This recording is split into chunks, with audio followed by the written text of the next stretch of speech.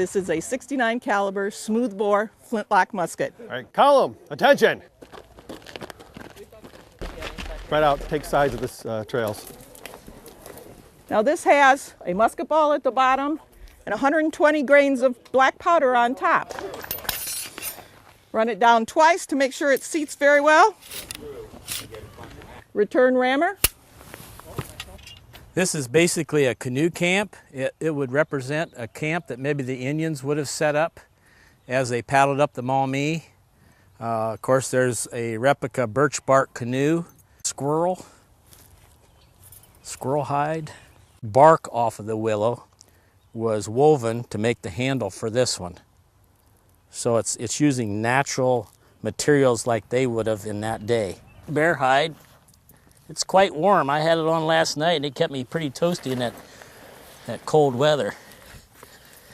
So, and then I have it also made where I got a couple of strips, leather strips tied in, and I can even, when it gets cold, I can wear it like this.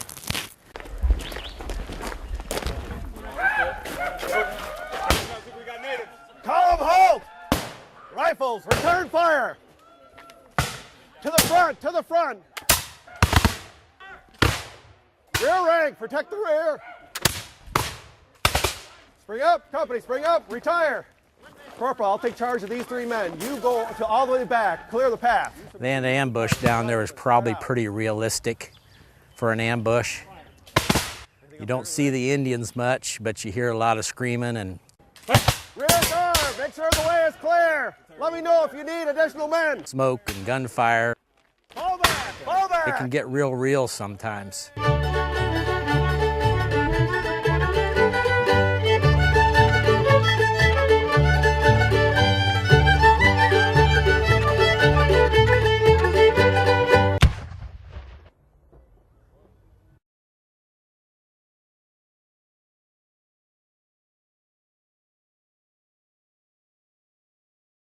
Now, our most important rule is that once we step through that door right there, we cannot touch anything.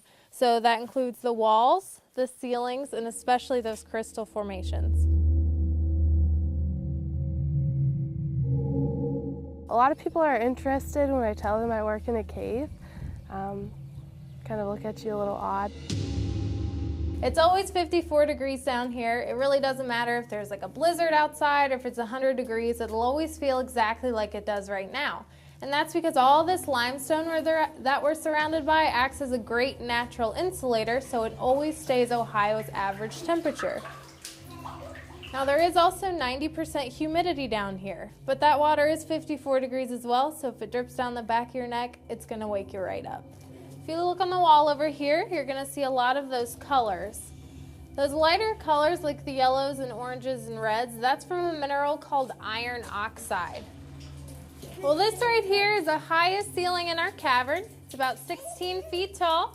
There's not as much rock for that water to travel through, so it gets down here a whole lot quicker. In wintertime, we have bats that hibernate down here just because it's warmer in the cave than it is outside. Right around the corner here, there is a low-hanging column, so just watch your head as you go on around. It's the Ohio's largest free-hanging stalactite. We call it the Crystal King. It is 4 feet, 10.5 inches long. It weighs 400 pounds, and by our current growth rate, we estimate it to be about 200,000 years old. First room, Fantasyland, is my favorite. That's kind of when people see all the crystals and they get really excited about being down here.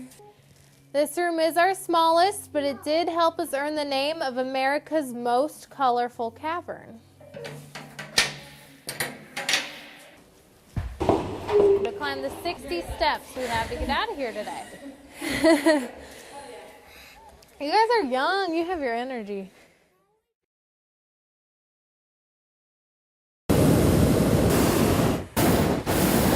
Got into the sport with a free flight, and been hooked ever since. 77,000 cubic feet of air that we pump into it and then heat it to basically give us lift.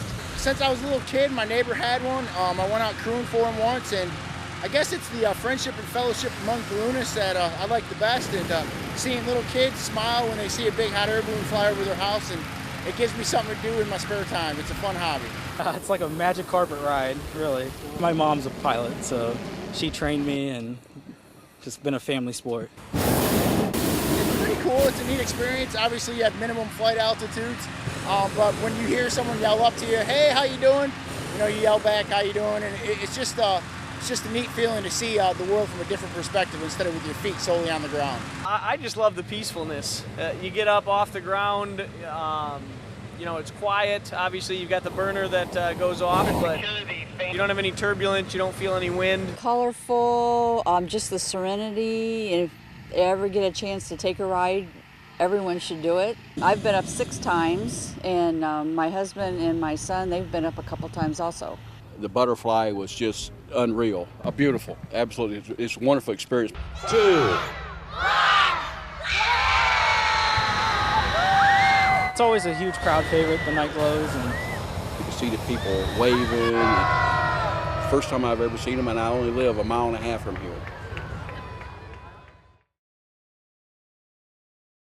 As we've been showing you for the past few days, people from all over the area have been lending a helping hand. 2 Waite High School teens volunteered their time. Our photographer Joe Cromer has the story. All the way down.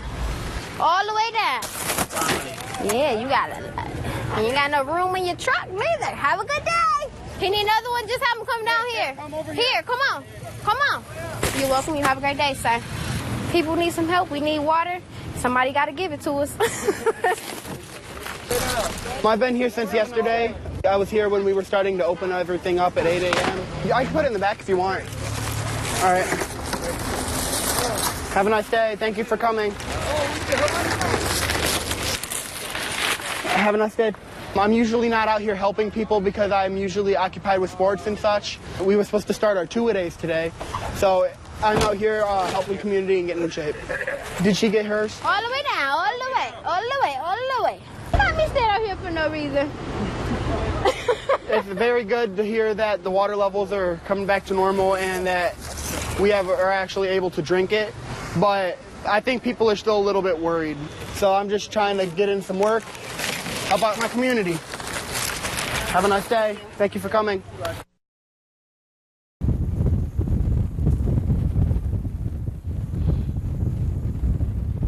Yeah. I was just telling Amanda, by the way, she's one of the toughest ladies I know for being out here all morning and withstanding all of this. But seriously, we were just mentioning that now things are really beginning to ramp up here, because usually when the daylight starts to come out, I know it's cloudy out, but when it gets daylight out, usually the visibilities don't really drop a lot. But Amanda, we've been watching this the last few minutes. The winds have really started to pick up again here. And you know, Ryan, you told me this would happen, and don't take this the wrong way, but I wanted you to be wrong. I really needed you to be wrong today, and you weren't. And it's a little upsetting, but we're out here now to show you just how crazy it is out here. And Ryan, you've been using your different instruments to take different readings. So talk to me about the wind chill here. What are we looking at? Well, what we're looking at here, again, this is our anemometer and our thermometer combined. We've been holding it up straight into the wind here for us to give us the wind chill reading. When we first started this morning around 5 o'clock or so, we had wind chill readings of around 2-3 degrees. About an hour ago, we were down to minus 18, and we both looked at each other and go, wow. And now we're reading this right now, a real-time reading, minus 21.2, and we've had it down, and it literally takes your breath away to minus 26 degrees out here is what the wind chill feels like. And I'm starting to get icicles forming on my eyebrows out here. To the point where at the end of the last night you looked at me and you said, that hurt. Yeah. And that's really the only way you can describe it out here. But also that visibility. You know, I'm used to, as you go out and do your hits throughout the morning, the visibility gets better, and we're just seeing it get worse, and that's because of all of that blowing snow, making it really tough for crews out there to handle, and it sounds like that's going to be pretty much how it is the rest of the day. Yeah, it certainly does, Amanda, and I want to assure our viewers out there that we've gotten a lot of comments on our Facebook and Twitter pages, people saying you need to heed your own advice, you need to get inside. I promise you, we have a warm Jeep that we're going to, we've got heat pads under our clothing here, we're doing all precautionary efforts here, and as it gets colder, we're going to do fewer and fewer hits outside until eventually we head back to the studio. So we appreciate all the concern. we hope that you heed the caution, and hopefully you can just look at us and say, all right, we're not going to go outside today, because this is certainly brutal out here, yes, Amanda. We're standing out here so you don't have to. But speaking of which, I think it's about time for us to go get warm now. Yeah. So we're going to send it over to you back in the studio. I'm here in Perrysburg, and areas just like this, they're getting the worst of it. That's because the side streets, the more rural areas, have that snow that's piled up, and you can see it here blowing, and that's what's contributing to that low visibility. Earlier this morning, we could see straight back there into Levis Commons.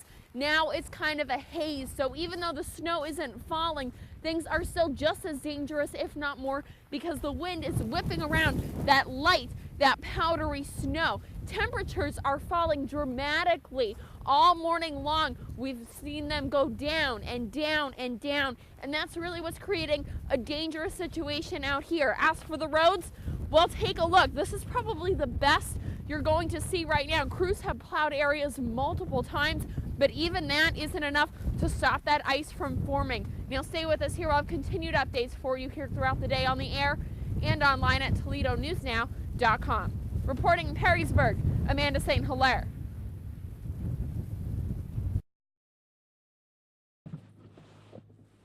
Toughest part, death notifications. There's nothing you can do that prepares you to go tell someone that a family member is deceased. They're testing just under the legal limit. Originally stopped him for his driver's side headlight being out. The smell, the admission that he 183 or 1222 had been smoking earlier in the evening. Sergeant Foltz put him through some field sobriety tests. Asked him about the burnt roach, and he said, yep, that was the one I was smoking. Made 3 arrests this month for impaired driving, and 2 of them were as a result of marijuana. Put the phone down. All right, yeah, you said put the phone down. He's gonna run for the wireless. He's gonna what? He's gonna run for the wireless. He's driving up that road with that turn signal on the whole time, and not turning. That was my probable cause to stop. How you doing, partner? Yes, sir. See your driver's license, registration, proof of insurance? Keep your eyes on the pen, please. When did you start drinking tonight? Blow. Blow. All right. As soon as I got up there, you could just obviously smell it. Signal 2. Being around the auto wheels for test. Call it the 1,000-yard stare. They're just kind of staring off into. It's one of those things you look for, and then you got that. 121 bowling green 3.